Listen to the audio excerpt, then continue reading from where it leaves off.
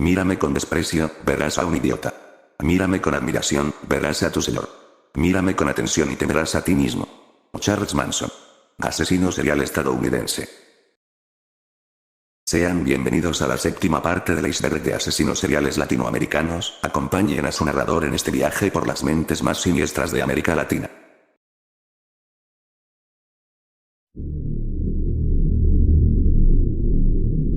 Pedro Alonso López, mejor conocido como el Monstruo de los Andes, es un asesino en serie colombiano responsable de al menos más de 100 asesinatos. Nacido un día 8 de octubre de 1948, dentro del seno de una familia disfuncional, siendo el séptimo hijo de 13 hijos de la prostituta, Benilda López de Castañeda, establecida en el municipio de Venadillo. 6 meses después del nacimiento de Pedro, su madre se mudaría a Santa Isabel, en plena época de la violencia, periodo de guerra civil no declarada, que provocó cerca de 200.000 muertes. La vida de Pedro estuvo marcada desde el inicio por la miseria y el hambre. Su madre lo maltrataba y era excesivamente controladora con él, aparte de sufrir desde muy joven la ausencia de una figura paterna, ya que su padre, Medardo Reyes, fue asesinado 6 meses antes de su nacimiento. La casa en la que vivían Pedro y su familia no era más que una pequeña casa que no tenía puertas, solamente cortinas como separación, por lo que él y sus hermanos oían a su madre teniendo sexo con varios clientes todos los días. En el año de 1957, cuando Pedro contaba con tan solo 9 años de edad, fue sorprendido por su madre intentando tener sexo con una de sus hermanas, por lo que fue expulsado de su casa. Terminaría viviendo en estado de indigencia en Bogotá, y donde sería abusado sexualmente por otro vagabundo. A la edad de 12 años fue adoptado por una familia estadounidense. Pero una nueva agresión sexual por parte de un profesor le hizo huir de nuevo y regresar a las calles. Años más tarde, en 1969, sería capturado por robo. Una vez en prisión fue violado por 4 presos en su celda. Esto sería un detonante para él, ya que a partir de este momento él se juraría que no volvería a ser una víctima, y esa misma noche mataría a sus abusadores mientras dormía. 9 años después, en 1978, sería liberado de prisión. Una vez fuera de prisión, Pedro viajaría extensamente por todas partes del Perú. Durante aquel tiempo comenzaría violentos ataques sexuales a niñas y a muchachas jóvenes de tribus locales por gran parte del Perú. Dijo buscar a las que tuvieran mirada más inocente y abordarlas de día, porque pensaba que de noche desconfiarían, esto dicho en sus propias palabras. En el Perú llegaría a ser capturado por un grupo de personas residentes de Ayacucho, en el centro sur del Perú, mientras intentara secuestrar a una niña de 9 años de edad. Los ayacuchanos le quitaron la ropa y lo enterraron vivo sobre la arena. Sin embargo, para la suerte de Pedro, un misionero norteamericano intervino y convenció a la gente de entregar a Pedro a las autoridades locales. La gente accedió y entregaron a Pedro ante la justicia del Perú. Las autoridades peruanas prefirieron pasar de largo la investigación de denuncias procedentes de las pequeñas tribus, y el gobierno peruano prefirió deportar a Pedro a Ecuador. Una vez en Ecuador, Pedro empezaría a viajar alrededor del país en busca de nuevas víctimas, aunque también pasaría ocasionalmente por Colombia. Se estima que sus víctimas, al igual que en Perú, fueron alrededor de 100. Ya que en el tiempo que estuvo en Ecuador entre 1978 y 1980, las autoridades notaron un aumento en los casos de personas desaparecidas, siendo específicos de mujeres jóvenes y niñas. Sin embargo, las autoridades concluyeron que se estaba produciendo debido al crecimiento de la demanda de esclavas sexuales y trata de mujeres, pero cambiaron de parecer cuando en abril de 1980 se produjo un deslave que desenterró los restos de 4 niñas.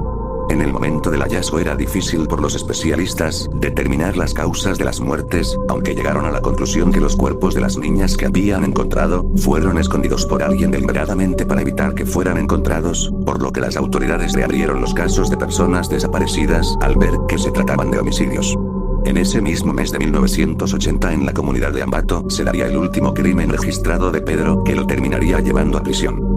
La señora Carvina Poveda junto con su hija María, iban camino a un mercado de la localidad de Ambato. Estando en el supermercado, Pedro intentaría secuestrar a la hija de Carvina. Esta última pediría ayuda a comerciantes y clientes para detener a Pedro, que intentó darse a la fuga con la hija de Carvina entre sus brazos. Los comerciantes locales acudieron rápidamente a prestar su ayuda, capturaron a Pedro antes de que pudiera escapar y lo retuvieron hasta la llegada de las autoridades. Pedro se encontraba muy tranquilo cuando la policía llegó al mercado. Cuando fue llevado a la comisaría principal, las autoridades llegaron a la conclusión que tenían bajo su custodia a una persona con algún trastorno mental, por la forma extraña de actuar de Pedro. Una vez en la comisaría, Pedro se negaría a cooperar con las autoridades y permaneció en silencio durante su interrogatorio. Las autoridades pronto cambiaron de estrategia para hacer hablar a Pedro. Uno de los funcionarios pronto sugirió que llamaran a un sacerdote, para que Pedro se confesara ante el religioso. El sacerdote en cuestión fue el padre Córdoba Gudino. Pedro mantuvo una conversación con el sacerdote en su celda.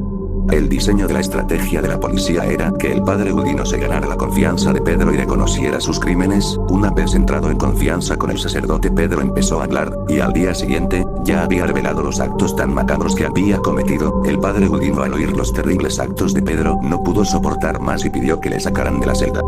Pedro confesaría los asesinatos de sus víctimas. Cuando se le preguntó qué hacía con ellas, explicó que primero violaba a su víctima, y entonces la estrangulaba mientras miraba fijamente sus ojos. Quería tocar el placer más profundo y de la excitación sexual más profunda antes que su vida se marchitara. Esto dicho en palabras del propio Pedro. Finalmente sería condenado a 14 años de prisión en Ecuador y no saldría hasta 1994, cuando fue entregado a las autoridades colombianas por pedido de extradición, donde fue recluido en un hospital psiquiátrico. Años después, en 1998, es declarado sano y dejado en libertad. A día de hoy no se sabe el paradero exacto de Pedro. La última vez que se lo vio fue el 22 de septiembre de 1999, cuando se presentó en la Registraduría Nacional de Bogotá para reclamar su nueva cédula de ciudadanía, pero se desconoce su estado actual, aunque se presume que pudo haber sido asesinado, ya que los padres de las víctimas dijeron que si Pedro era liberado ellos lo matarían.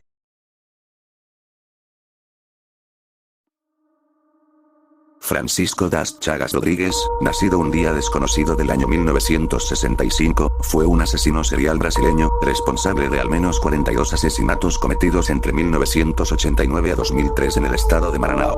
No se sabe realmente nada acerca del pasado de su vida, más allá que fue un exminero y mecánico.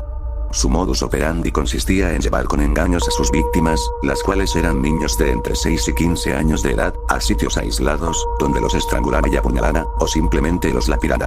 En algunas ocasiones los violaba previamente, después los decapitaba y castraba y mutilaba de otras maneras. Dibujaba una cruz sobre el terreno con la sangre de la víctima, haciendo una especie de ritual. Se cree que pudo llegar a comer parte de estos, pero nunca se comprobó.